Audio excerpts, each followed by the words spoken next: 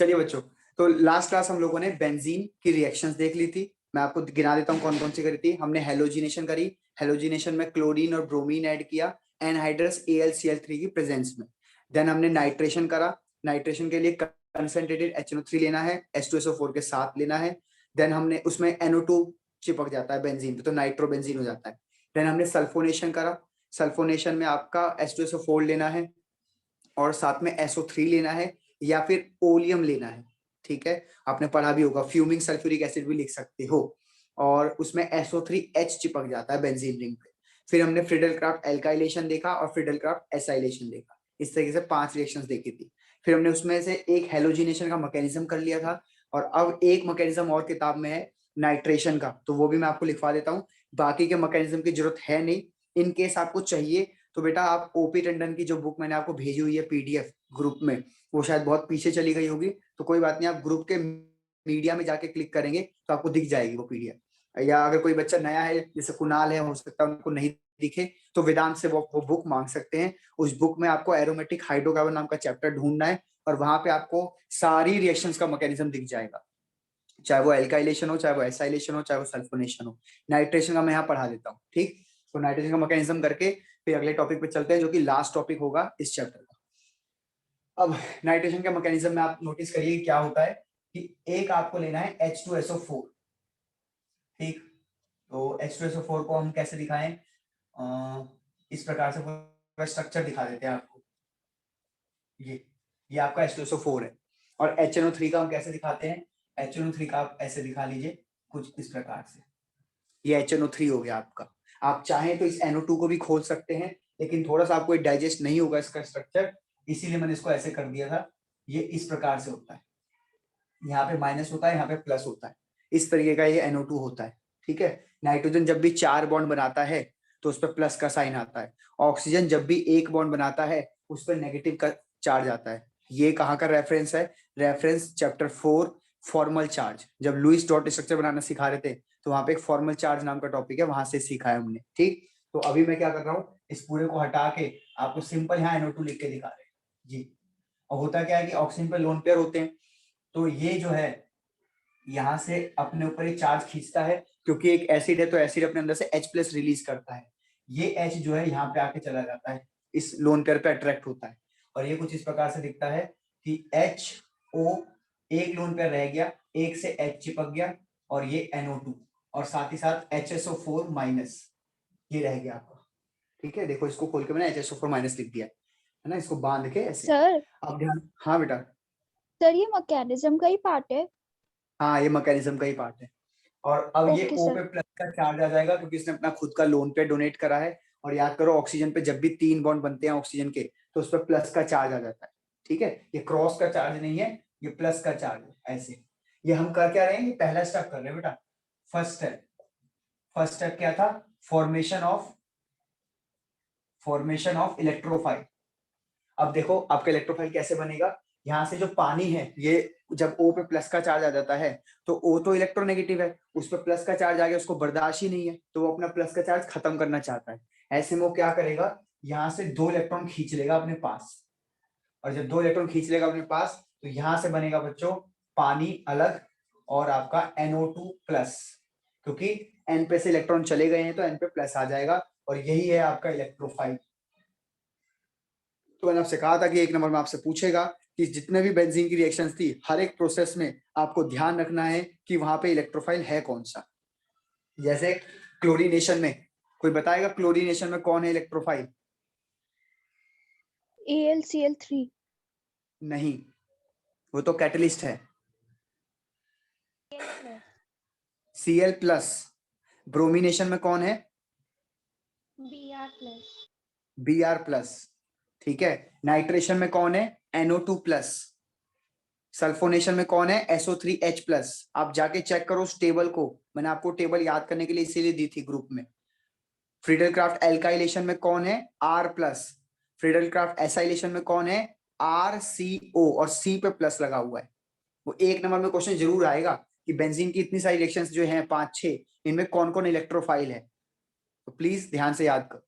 अब बेटा यहाँ से आपका काम आसान है, सेकंड स्टेप और थर्ड स्टेप सेम है जैसे हेलोजिनेशन में था, फिर भी मैं एक बार करके दिखा देता हूँ। देखो सेकंड स्टेप में क्या होगा, सेकंड स्टेप में अटैक होता है, अटैक ऑफ इलेक्ट्रोफाइल। कैसा अटैक होगा, ये रही आपकी बेंजीन रिंग, याद करो कल की तरह ये सेम, बस पहला स्टेप सबके लिए अलग होगा, सेकंड और थर्ड सबके लिए सेम होगा। अब यहाँ पे क्या होता था, आपका NO2+ आएगा हमला करने, ये पाई बॉन्ड यहाँ शिफ्ट होंगे तो इस पर नेगेटिव आ जाएगा और यहाँ वाले पे पॉजिटिव आ जाएगा और ये कुछ ऐसा दिखेगा। यहाँ पे NO2 और डबल बॉन्ड यहाँ और यहाँ पे प्लस। और साथ ही साथ याद करें कि यहाँ पे एक हाइड्रोजन भी चिपका रहता है, उसको भी हम दिखा रहे हैं, यहाँ पे एक हाइड्रोजन चिपका हुआ है, उसको हम दिखा रहे हैं। फिर बच्चों क्या होता था, यहाँ से रेजोनेंस होता था, इलेक्ट्रॉन घूमते थे और सिग्मा कॉम्प्लेक्स बनता था। मैं रेजोनेंस आपके ऊपर चलो आपके ऊपर क्या मैं ही बना देता हूँ, ठीक है, मैं ही बना देता हूँ। ये पाई बॉन्ड यहाँ शिफ्ट होगा और प्लस का चार्ज यहाँ आ जाएगा, तो ये कुछ ऐसा हो जाएगा, यहाँ प्लस का चार्ज, यहाँ डबल बॉन्ड और यहाँ पे डबल बॉन्ड, यहाँ पे NO2 और यहाँ पे हाइड्रोजन। उसके बाद अगेन ये पाई बॉन्ड जो है ये यहाँ शिफ्ट होंगे, प्लस का चार्ज यहाँ शिफ्ट होगा और फिर कैसा दिखेगा, कुछ इस प्रकार से। यहाँ पे प्लस का चार्ज यहाँ पे, यहाँ NO2, यहाँ पे हाइड्रोजन। याद करो लास्ट क्लास की तरह ही तो है। अब यहाँ से सिग्मा कॉम्प्लेक्स बनाना है, हाइब्रिड जो है सिग्मा कॉम्प्लेक्स कैसे बनता है, कुछ इस प्रकार से, यहाँ से ऐसे करके डबल बॉन्ड, यहाँ पे प्लस का साइन, यहाँ NO2, यहाँ पे हाइड्रोजन, हो गया सिग्मा कॉम्प्लेक्स तैयार। अब थर्ड स्टेप क्या होता था कि जो आपका H है इसको आपको निकलवाना है, तो H को निकलवाने पता है कौन आएगा, ये माइनस की स्पीशी आपने छोड़ दी ना, ये आएगा हमला करने। देखो कैसे आएगा, यहाँ पे प्लस का चार्ज, यहाँ पे डबल बॉन्ड, यहाँ डबल बॉन्ड, यहाँ पे NO2 और यहाँ पे हाइड्रोजन। यहाँ से ये H+ बन के बाहर निकलेगा और ये HSO4- पे अटैक करेगा और वापस से H2SO4 तैयार, क्योंकि HSO4 पे जैसे ही H+ अटैक करेगा H2SO4 बन जाएगा और ये जो दो इलेक्ट्रॉन है ये शिफ्ट होकर यहाँ आएंगे और ये वापस से बेंजीन रिंग तैयार और NO2 के साथ, यहाँ और ये आपका NO2। इस प्रकार से बच्चों ये था मैकेनिज्म नाइट्रेशन का। प्लीज इसका स्क्रीनशॉट ले ले एक बार। चलो उम्मीद करता हूं आपने इसका स्क्रीनशॉट ले लिया होगा, है ना। थोड़ा सा कैमरे को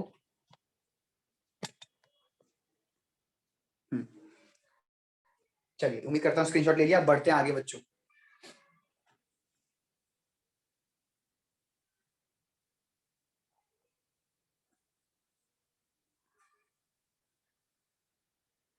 अब देखो हमने क्या क्या पढ़ लिया बेंजीन में। बेंजीन की केमिकल प्रॉपर्टीज में, बेंजीन की केमिकल प्रॉपर्टीज में दो होती हैं। एक तो होती है बच्चों इलेक्ट्रोफिलिक सब्स्टिट्यूशन रिएक्शन जो कि आपने अभी अभी पढ़ी। इसमें क्या क्या आपने पढ़ा बच्चों, तो इसमें आपने एक पढ़ा हेलोजिनेशन, एक आपने इसमें पढ़ा नाइट्रेशन, एक आपने इसमें पढ़ा सल्फोनेशन, एक आपने इसमें पढ़ा फ्रिडल क्राफ्ट और फ्रिडल क्राफ्ट में दो पढ़े, एक पढ़ा आपने एल्काइलेशन और एक आपने पढ़ा एसाइलेशन। ये रिएक्शन आपने पढ़ी, ठीक। इसमें से हमने मैकेनिज्म किस किस का करा दिया, नाइट्रेशन का और हेलोजिनेशन का। आप चाहें तो उस ओपी टंडन की बुक से इन सब का मैकेनिज्म भी फॉलो कर सकते हैं, ठीक। बाकी एक असाइनमेंट मैं आपको अभी भेजूंगा चैप्टर खत्म होते ही, और उसमें कुछ रिएक्शंस दी गई हैं। आप उसका प्रिंट आउट अगर निकाल सके तो बहुत अच्छी बात है। प्रिंट आउट निकाल के उन सभी रिएक्शंस को कंप्लीट करिएगा। वो कंप्लीट रिएक्शंस करने को है, एक असाइनमेंट है, उसमें शायद 40-45 इक्वेशंस हैं, उनको आपको पूरा करना है, ठीक है। अभी भेज देंगे, मेरे फोन में ही है, मुझे तुरंत याद दिला देना, क्लास खत्म होते ही मैं भेज दूंगा, ठीक है। सर हाँ जी सर, एक बार वो ना रीसेंड करवा देना बुक। ठीक है, बुक रीसेंड करवा देंगे और पेज नंबर भी बता देंगे कौन से पेज पे से आपको मैकेनिज्म अगर देखना है तो आप देख सकते हैं। मैकेनिज्म किस किस का देखना है अगर आपको चाहिए तो, सिर्फ सल्फोनेशन का रह गया और फ्रिडल क्राफ्ट में इन दोनों का रह गया। तो या तो आप ये रिएक्शंस डायरेक्ट याद कर लो या इनका मैकेनिज्म देख के थोड़ी बहुत कहानी और समझ सकते हो, ठीक। लेकिन बेटा मैं फिर से बोलूंगा, इनके इलेक्ट्रोफाइल जरूर याद कर लेना। इसमें इलेक्ट्रोफाइल होता है Cl+ या Br+, इसमें इलेक्ट्रोफाइल होता है NO2 प्लस, इसमें होता है SO3H प्लस, ठीक। एल्काइलेशन होता है R प्लस और इसमें होता है C डबल बॉन्ड O और R, C प्लस और OR। ये सबके इलेक्ट्रोफाइल याद कर लेना, इनके रिएजेंट भी याद कर लेना। वो टेबल इसीलिए दी थी, कल एक टेबल बना के भेजी थी ना ग्रुप में, फोटो क्लिक करके स्क्रीनशॉट भेजा था, वो जरूर याद कर लो। अब हम करने जा रहे हैं बेटा दूसरी रिएक्शन। दूसरी कौन सी है? Addition reaction. सर वैसे मैकेनिज्म भी एग्जाम में पूछते हैं? हाँ बिल्कुल पूछते हैं बेटा, मैकेनिज्म भी पूछते हैं। तो जो जो मैकेनिज्म एनसीईआरटी में है उसको तो एकदम याद करके जाओ। बिल्कुल बिल्कुल मैकेनिज्म पूछते हैं। अगर सब्जेक्टिव पेपर है तो 110% मैकेनिज्म आएगा। यस। ठीक है। अच्छा अब दूसरी बात सुनो, एडिशन रिएक्शन में क्या होता है याद करो। एल्कीन की एडिशन रिएक्शन में क्या होता था? अनसैचुरेटेड हाइड्रोकार्बन था, H2 डालते थे निकल की प्रेजेंस में और डबल बॉन्ड टूट के एक एक H चिपक जाता था, ठीक। अब बेंजीन रिंग ये काम करती नहीं है क्योंकि बेंजीन रिंग को एरोमेटिक रहना पसंद है, लेकिन अगर आप जबरदस्ती कराओगे तो फिर केमिस्ट्री में कुछ भी पॉसिबल है। तो एडिशन रिएक्शन जो है वो दो तरीके से दिखाई गई है हमारी किताब में। एक तो ये लोग हाइड्रोजन ऐड करा रहे हैं, एक ये लोग क्लोरीन ऐड करा रहे हैं। और ध्यान रखें कि दोनों ही एडिशन जो है at high temperature and high pressure पे कराए। मतलब नॉर्मली नहीं होगा, नॉर्मली टेम्परेचर पे नहीं होगा, रूम टेम्परेचर पे आपको बहुत टेम्परेचर हाई करना पड़ेगा, तब ये दोनों प्रोसेस होंगे। कैसे होंगे? बस आपको हाइड्रोजनेशन में ध्यान रखना है कि बेंजीन लिया और बेंजीन लेने के बाद यहाँ H2 लिख दो। अब देखो यहाँ 6 हाइड्रोजन ये है ना, ढंग से बनाता हूँ एक ऐसे ऐसे ऐसे। अब आप नोटिस करो बच्चों कि अगर एक डबल बॉन्ड तोड़ना है तो एक H यहाँ चिपकेगा, एक H यहाँ चिपकेगा, तो ये तो H2 का हो गया। लेकिन एक बार और डबल बॉन्ड है, एक बार और डबल बॉन्ड है, तो अगर 3 बार डबल बॉन्ड तोड़ने हैं तो आपको 6 हाइड्रोजन चाहिए टोटल, क्योंकि एक डबल बॉन्ड टूटने पे 2 जगह हाइड्रोजन लगता है। तो 6 को कैसे बनाओगे? यहाँ 3 लिख दो, यहाँ लिख दो निकल। आपको पता है ये निकल पैलेडियम प्लेटिनम उसके रिस्पेक्ट में ही होता है। और फिर यहाँ पे आप साइक्लोहेक्सेन बना दोगे, मतलब सारे डबल बॉन्ड टूट जाएंगे और आपके एक एक H चिपक जाएगा। दिखा देता हूँ कैसे। यहाँ पे पहले एक एक H था, ये लो लिख देता हूँ, एक एक H था पहले, एक एक कार्बन पे एक एक H था। अब क्या हो गया? अब एक एक कार्बन पे दो दो H आ गए, एक एक कार्बन पे दो दो H आ चुके हैं। एक पहले से था, एक बाद बना, ये इस तरीके से, ठीक। इसका नाम क्या पड़ेगा? साइक्लोहेक्सेन। साइक्लोहेक्सेन ये नेमिंग हमने करा रखी है, ये हमने नेमिंग बहुत पहले कराई थी, जीओसी जब स्टार्ट किया था तब नेमिंग करा रखी है। तो ये था एडिशन रिएक्शन का, हाइड्रोजन ऐड का। उसका दूसरा जो है वो क्लोरीन का है। अब क्लोरीन में भी सेम ही है, क्लोरीन में आप वापस से बेंजीन रिंग लेंगे और यहाँ पे Cl2 3 बार लेंगे और इस बार आप लेंगे यूवी रेस यानी अल्ट्रावायलेट रेडिएशन, जो कि बहुत हाई होती है अल्ट्रावायलेट। जैसे आप यूवी रेस का इस्तेमाल करेंगे यहाँ पे वापस से सारे डबल बॉन्ड टूट जाएंगे और हर एक पे एक एक क्लोरीन चिपक जाएगा, एक एक क्लोरीन, इस प्रकार से, ठीक। अब आप एक काम करें, एनसीईआरटी किताब खोलें, एरोमेटिक हाइड्रोकार्बन खोलें और ये दो रिएक्शंस ढूंढे कहाँ पे हैं एडिशन रिएक्शन की, और पढ़ने के बाद रेज हैंड करें कि हाँ सर हमें मिल गया, हमने पढ़ भी लिया, सब कुछ समझ आ गया, आगे बढ़ो, जल्दी करो। अच्छा इसके नीचे एक कंबशन रिएक्शन और है, वो खुद पढ़ लेना। कंबशन रिएक्शन है वो खुद पढ़ लो। कंबशन रिएक्शन में जब भी किसी बेंजीन को जलाओगे तो CO2 और पानी मिलेगा, तो वही उन्होंने बनाया है। मैं लिख देता हूँ लेकिन आप एनसीईआरटी से पढ़ो फटाफट।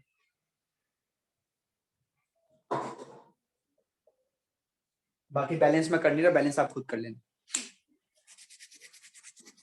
जल्दी करो, शाबाश।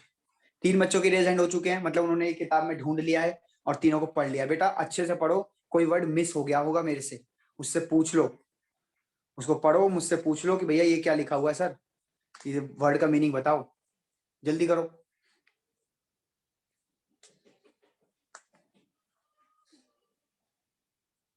फिर आगे बढ़ते हैं।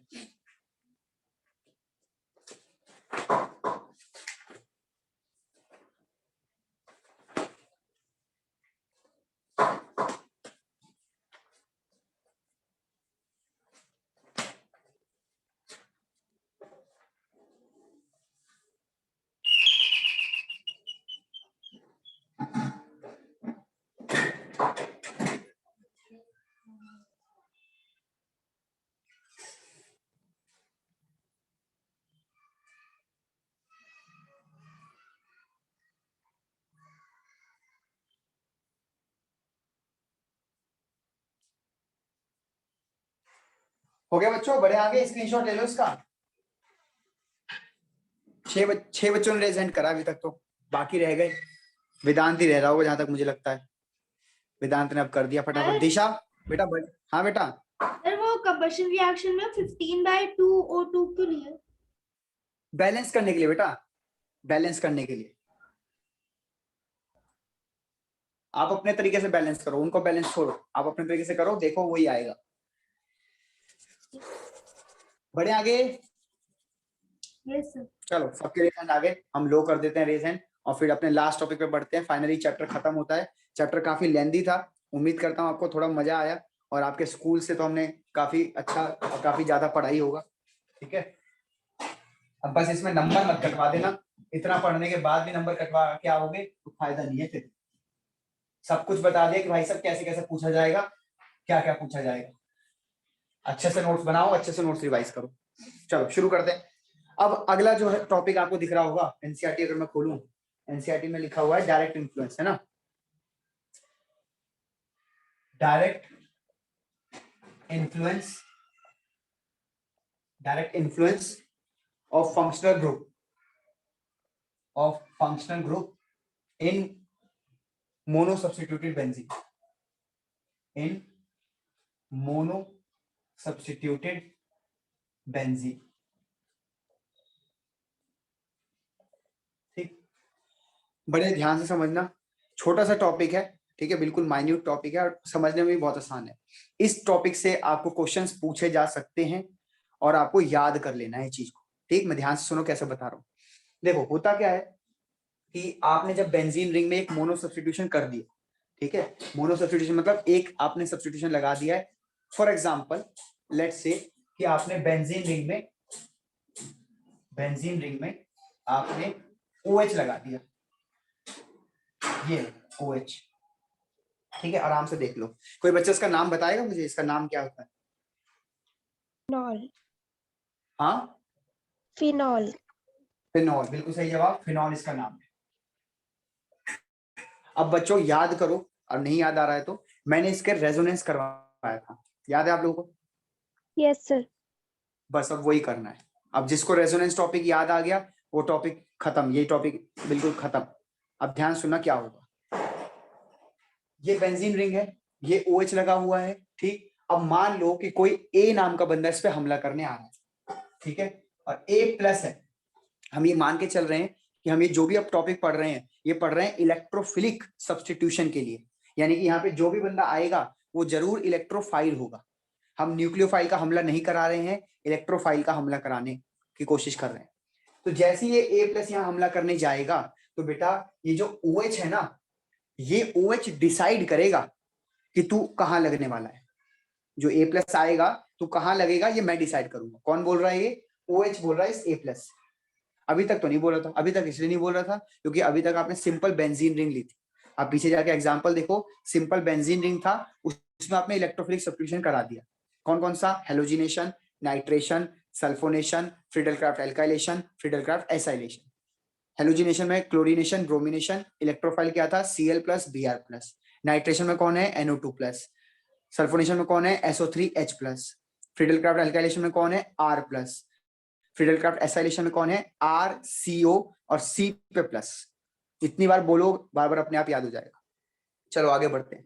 तो अब हमने बेंजीन में एक मोनो सब्स्टिट्यूशन ऑलरेडी करा दिया है, एक सब्स्टिट्यूशन करा दिया है। अब दूसरे का जो पोजीशन है वो ये ग्रुप डिसाइड करेगा, ठीक है। तो इस लाइन को मैं कैसे लिख देता हूं कि A+ अटैच, या इसको ऐसे नहीं लिखेंगे,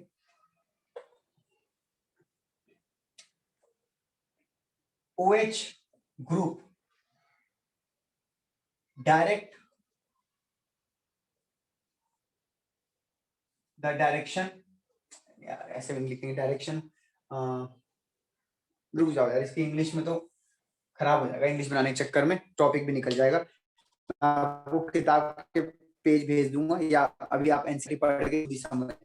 मैं कहना चाह रहा हूँ कि जो A+ की जो पोजीशन है इस बेंजीन रिंग पे जो लगने वाली है वो OH डिसाइड करेगा।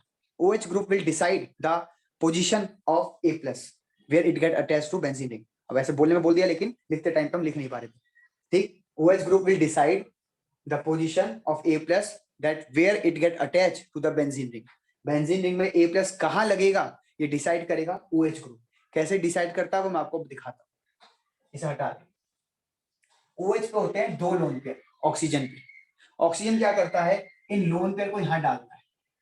सिंगल बॉन्ड पहले से ही था, यहाँ डबल बॉन्ड बनने लग जाएगा और ये कार्बन के अभी गिनो, अभी 4 बॉन्ड दिख रहे होंगे आपको। अब 4 बॉन्ड है, एक बॉन्ड और बनने वाला तो 5 बन जाएंगे। ऐसे में क्या करता था, ऐसे में ये दोनों इलेक्ट्रॉन यहाँ पे शिफ्ट कराता है और जब ये यहाँ पे शिफ्ट कराता है तो ये कुछ ऐसा दिखता है। OH एक lone pair positive charge, double bond, यहाँ पे बेंजीन रिंग और यहाँ पे नेगेटिव का चार्ज, यहाँ पे ऐसे देख लो आराम से। अब कार्बन पे नेगेटिव चार्ज इसको बर्दाश्त नहीं है तो वो क्या करता है, ये नेगेटिव चार्ज को यहाँ पे डबल बॉन्ड बनाने की कोशिश करता है। अब ये कार्बन जो है ये कहेगा भाई मेरे तो 4 बॉन्ड ऑलरेडी पूरे हैं, आपको 4 दिख नहीं रहे हैं, आपको 3 दिख रहे हैं, 2 यहाँ दिख रहे हैं और एक ऊपर दिख रहा है, तो याद करो इस पे एक H भी तो लगा हुआ है, तो 4 तो इसके पूरे हैं, तुम इससे डबल बॉन्ड बनवाने जा रहे हो। तो ये कार्बन क्या करेगा, कहेगा कि भाई रुको, ये 2 इलेक्ट्रॉन को पहले यहाँ शिफ्ट करा दो। जैसे ये 2 इलेक्ट्रॉन यहाँ शिफ्ट होंगे तो अब इस कार्बन के 3 रह जाएंगे और ये इजीली इसको एक्सेप्ट कर सकता है एज अ बॉन्ड। और अब ड्राइंग देखो कैसे बनेगी, कुछ इस प्रकार से। OH double bond benzene ring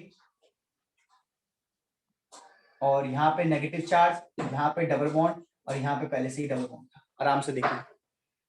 इसके बाद बच्चों अगेन ये नेगेटिव चार्ज जो है ये यहाँ पे बॉन्ड बनाएगा और फिर से बच्चों ये वाले जो है ये शिफ्ट होंगे यहाँ पर।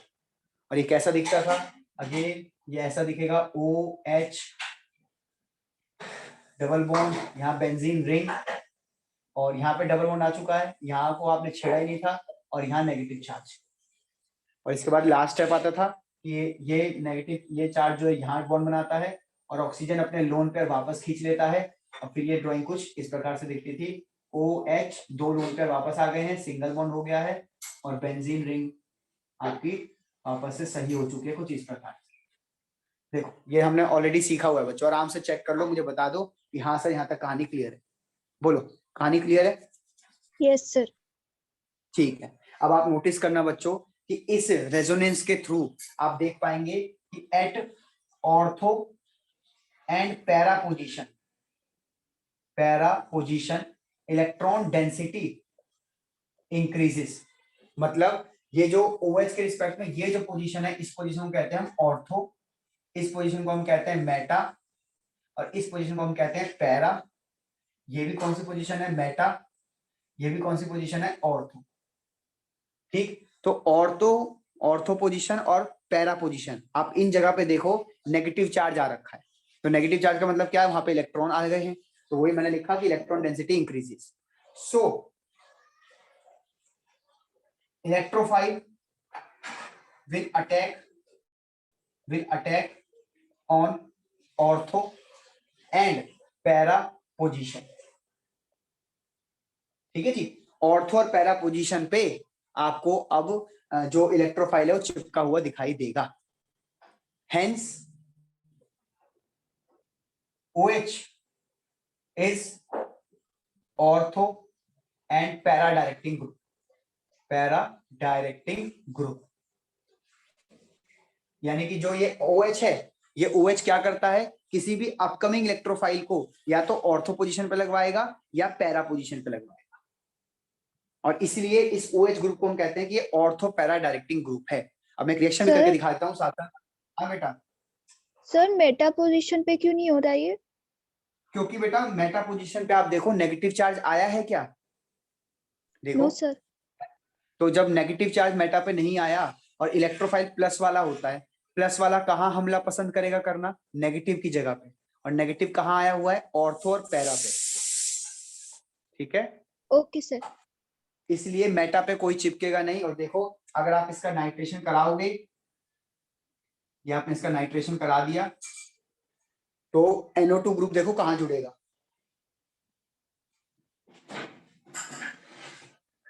एक बार यहां जुड़ेगा और एक बार यहां जुड़ेगा, ये यहां पर। तो ऑर्थो पे भी जुड़ गया और पैरा पे भी जुड़ गया, 2 प्रोडक्ट मिलेंगे बेटा। सर 2 क्यों मिले, आप देखो ऑर्थो और पैरा पे तो नेगेटिव है। अब एक बच्चा कहेगा सर ये वाला नेगेटिव था आपने लगा दिया, सर ये रहा नेगेटिव आपने ये लगा दिया, सर ये वाले का तो बनाया नहीं आपने, इसका भी बनाओ यहाँ तीसरा। तो बेटा ये और ये सेम बात है, देखो ये भी ऑर्थो है ये भी ऑर्थो पोजीशन है, लिखा ना, ये भी ऑर्थो पोजीशन है ये भी ऑर्थो। तो आप बार बार लिख के कंफ्यूज मत करो अपने आप को, ऑर्थो एक ऑर्थो बना दो, वो अंडरस्टूड हो गया। अंडरस्टूड है कि यहाँ पे भी लग के यहाँ प्रोडक्ट मिलेगा, एक ही बात होती है। तो इस प्रकार से जो OH ग्रुप है वो आने वाले इलेक्ट्रोफाइल को ऑर्थो और पैरा पोजीशन पर लगवाएगा, इसलिए उसका नाम ऑर्थो पैरा डायरेक्टिंग ग्रुप हो गया।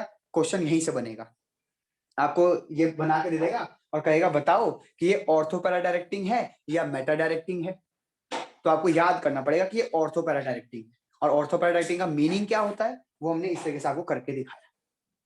ठीक, आने वाली रिएक्शंस में आपको ये भी बताया जाएगा कि इन दोनों में ज्यादा संख्या में कौन बनेगा। मतलब मान लो 5 किलो चीज बनी ये टोटल, तो 5 में से 4 किलो ये बनेगा और 1 किलो ये बनेगा।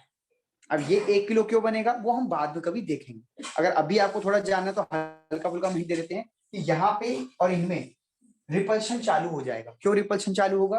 क्योंकि जब आप इसकी ड्राइंग को खोलोगे तो आप ऐसे पाओगे,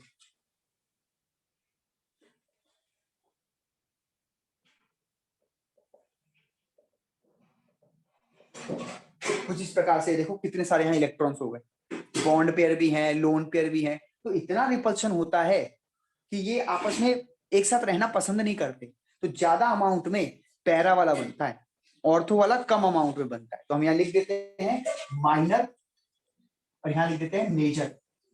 मेजर मतलब ज्यादा मात्रा में बनेगा, माइनर मतलब कम मात्रा में बनेगा। हालांकि अभी मेरे ख्याल से स्कूल में नहीं सिखाया जा रहा होगा, अभी स्कूल में बताते नहीं है, या बता दिया है? बोलो, अभी तो हुआ ही नहीं आपके स्कूल में, है ना? चलो सही है, कोई बात नहीं। तो जब हो तो तब एक बार चेक कर लेना। तो अब एक बार रेज हैंड करो कि हाँ सर हमें ऑर्थो पैरा डायरेक्टिंग ग्रुप का मतलब समझ आ गया है। Raise your hand. Sir OH के अलावा अगर और कोई फंक्शनल ग्रुप लगेगा तब भी हाँ। वो करेगा? हाँ बहुत सारे हैं, अभी दिखाता हूँ लिस्ट है बेटा पूरी, वो लिस्ट आपको याद करनी पड़ेगी। अभी दिखा देते हैं, बेफिक्र रहो, पूरी लिस्ट आपको दिखा देंगे। ठीक, आगे बढ़े। बोलो जल्दी बढ़े आगे। Yes sir. ठीक है, अब एक बात इसमें एक्सेप्शन है, एक्सेप्शन नहीं मतलब थोड़ा सा इंपॉर्टेंट है और टीचर हो सकता है पूछ ले आपको, तो एक बार ध्यान रखेंगे। ध्यान ये रखना है बेटा कि यहाँ पे अगर मैं हेलोजन लगा, देखो ऑक्सीजन जो है कार्बन से ज्यादा इलेक्ट्रोनेगेटिव है, तो कार्बन से ज्यादा इलेक्ट्रोनेगेटिव है तो अपने पास इलेक्ट्रॉन खींचता भी है ऐसे करके, इसको हम कहते हैं इंडक्टिव इफेक्ट। तो OH जो ग्रुप है, OH जो ग्रुप है वो कार्बन से इलेक्ट्रॉन खींचता भी है due to inductive effect, due to inductive effect. ठीक है, और OH जो है वही अपने इलेक्ट्रॉन डालता भी है कार्बन में, यहां पे देखो डाला भी है due to resonance, due to resonance. तो अगर OH इलेक्ट्रॉन खींच रहा है, अगर इलेक्ट्रॉन खींच रहा है तो भाई साहब बेंजीन रिंग में नेगेटिव चार्ज थोड़ी, बेंजीन रिंग में प्लस चार्ज आने लग जाएगा। जब आप बेंजीन रिंग से इलेक्ट्रॉन खींचोगे तो इस कार्बन में प्लस आएगा, वो कार्बन इससे मदद मांगेगा, इस पर प्लस आएगा। लेकिन जब OH इलेक्ट्रॉन डालता है तो नेगेटिव आ जाता है। तो ये दोनों इफेक्ट एक दूसरे को क्रॉस कर रहे हैं। अब यहाँ पे जीतता कौन है? यहाँ पे रेजोनेंस जीतता है, रेजोनेंस इफेक्ट डोमिनेटिंग है इंडक्टिव इफेक्ट से। तो यहाँ पे ओवरऑल ये देखा गया है कि ऑर्थो और पैरा पोजीशन पे इलेक्ट्रॉन बढ़ते हैं। कंफ्यूज मत होना, इस लाइन को समझ के बता दो अगर दोबारा बताना है तो मैंने क्या बोला है।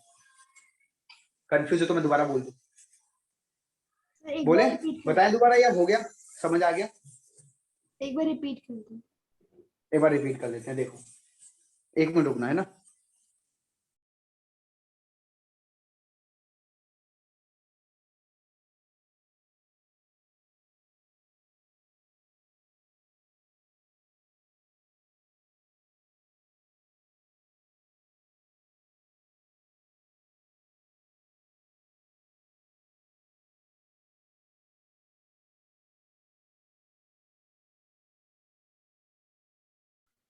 देखो मैं ये कह रहा हूं कि OH जो बेंजीन रिंग के कार्बन से लगा है, ये रहा वो बेंजीन रिंग का कार्बन। कार्बन से O जो है ज्यादा इलेक्ट्रोनेगेटिव है तो अपने पास इलेक्ट्रॉन खींचेगा, जिसको हम कहते हैं इंडक्टिव इफेक्ट। अगर कार्बन से इलेक्ट्रॉन खींचेगा तो याद करो, इस पे स्लाइटली नेगेटिव आएगा, इस पे स्लाइटली पॉजिटिव आएगा। और अगर इस पे स्लाइटली पॉजिटिव आएगा तो ये अपने बगल वाले भाइयों से इलेक्ट्रॉन मांगेगा, उन पे भी पॉजिटिव आएगा। तो इंडक्टिव इफेक्ट की वजह से तो आप कार्बन बेंजीन की रिंग से इलेक्ट्रॉन खींच रहे हो, लेकिन रेजोनेंस से आप इलेक्ट्रॉन डाल रहे हो, और रेजोनेंस इफेक्ट डोमिनेटिंग है। इसका मतलब ओवरऑल आपको ये देखने को मिलेगा, ओवरऑल आपको इंडक्टिव इफेक्ट का बिल्कुल भी देखने को नहीं मिलेगा। और जब ये इफेक्ट देखने को नहीं मिलेगा तो एट द एंड आपको ऑर्थो और पैरा पे इलेक्ट्रॉन डेंसिटी बढ़ी हुई नजर आएगी, और इसलिए ये पैरा डायरेक्टिंग ग्रुप है, ऑर्थो और पैरा डायरेक्टिंग ग्रुप है। कभी भी ओच लगा होगा, कोई भी इलेक्ट्रोफाइल हमला करने आएगा तो हमेशा ऑर्थो या पैरा पे ही लगा हुआ मिलेगा। क्या मैं आगे बढ़ूं? Yes sir. ठीक है। सर वैसे जिसपे ऑर्थो पे लगा होगा वो तो बहुत ज्यादा अनस्टेबल होगा ना? हाँ बिल्कुल, इसलिए तो माइनर लिख दिया हमने, इसीलिए माइनर लिख दिया, लेकिन बनेगा, कुछ तो मात्रा में बनेगा। ठीक है, अच्छा आगे सुनो। अब इसमें एक एक्सेप्शन केस आता है हेलोजन को लेकर। हेलोजेंस क्या है आपके? हेलोजन जो है इलेक्ट्रोनेगेटिव ज्यादा होते हैं। तो एक्चुअली में अगर आप यहाँ हेलोजन लगा दोगे बेंजीन रिंग से ऐसे करके, ये बेंजीन रिंग है, या बेंजीन रिंग ऐसे कर लो, तो ये कार्बन है, ये क्लोरीन है, ज्यादा इलेक्ट्रोनेगेटिव है, खींचेगा, नेगेटिव हो जाएगा, पॉजिटिव हो जाएगा। ये हो गया इंडक्टिव इफेक्ट, इंडक्टिव इफेक्ट। और क्लोरीन पे 3 लोन पेयर होते हैं, तो क्लोरीन जो है अपना रेजोनेंस में भी इलेक्ट्रॉन डालता है। अगर मैं बेंजीन यहां बनाऊं, यहाँ पे ऐसे करके रेजोनेंस में डबल बॉन्ड बनाएगा, फिर ये 2 इलेक्ट्रॉन यहाँ शिफ्ट होंगे, और फिर ऐसे ही रेजोनेंस चलेगा। तो यहाँ पे रेजोनेंस भी देखने को मिलता है। अब यहाँ पे ये पाया गया है कि इंडक्टिव यहाँ डोमिनेटिंग है, रेजोनेंस इफेक्ट यहाँ कम दिखता है, इंडक्टिव यहाँ डोमिनेटिंग है। इसका ये बिल्कुल मतलब नहीं है कि ये ऑर्थो पैरा डायरेक्टिंग नहीं है। थोड़ा बहुत तो रेजोनेंस दिखता है, और अगर थोड़ा बहुत भी दिखेगा तो ऑर्थो और पैरा पे नेगेटिव चार्ज आ जाएगा, और ऑर्थो पैरा पे नेगेटिव आ जाएगा तो हेलोजन भी ऑर्थो पैरा डायरेक्टिंग ग्रुप ही होते हैं, लेकिन इनका इंडक्टिव डोमिनेट करता है रेजोनेंस से। बाकियों में रेजोनेंस डोमिनेट करता है इंडक्टिव से, इनका इंडक्टिव ज्यादा डोमिनेट करता है, इनका इंडक्टिव डोमिनेट करता है। सर पर जब क्लोरीन से इलेक्ट्रॉन्स लेगा तो डालेगा कैसे? हाँ मतलब इंडक्टिव इफेक्ट से तो खींच रहा है, लेकिन रेजोनेंस से वो इलेक्ट्रॉन डाल रहा है, और ये इफेक्ट कम देखने को मिलता है, ये ज्यादा खींच के ज्यादा रखता है, डालता कम है। अब डालता कम है लेकिन थोड़े बहुत तो डाल रहा है, और थोड़े बहुत डाल रहा है तो थोड़ा बहुत भी अगर इलेक्ट्रॉन डाल रहा है तो रेजोनेंस पॉसिबल होगा, और पॉसिबल होगा तो ये वाला काम आपको देखने को मिलेगा। तो इस तरीके से ऑर्थो पैरा डायरेक्टिंग ग्रुप खत्म होते हैं। अब आप मेरे कहने से आपको एनसीईआरटी पढ़नी पड़ेगी, थोड़ी लैंग्वेज टफ हो सकती है, लेकिन एक एक वर्ड का मतलब मैं आपको क्लियर कर दूंगा। बोलो, या मैं हिंदी डिक्टेट करूं पढ़ के, या आप खुद पढ़ोगे अभी? बोलो कैसे करना है? सर एक बार खुद पढ़ लेते हैं। चलो एक बार खुद पढ़ो, मैं बताता हूँ कहां तक पढ़ना है। ठीक है, आप किताब खोलो, किताब खोल के आपको दिख रही होगी हेडिंग, ये रही, direct influence of a functional group in monosubstituted benzene. ये पूरा पढ़ो, और आपको पढ़ना है यहाँ तक। ये मेटा डायरेक्टिंग ग्रुप लिखा है ना, मेटा डायरेक्टिंग, ये नहीं पढ़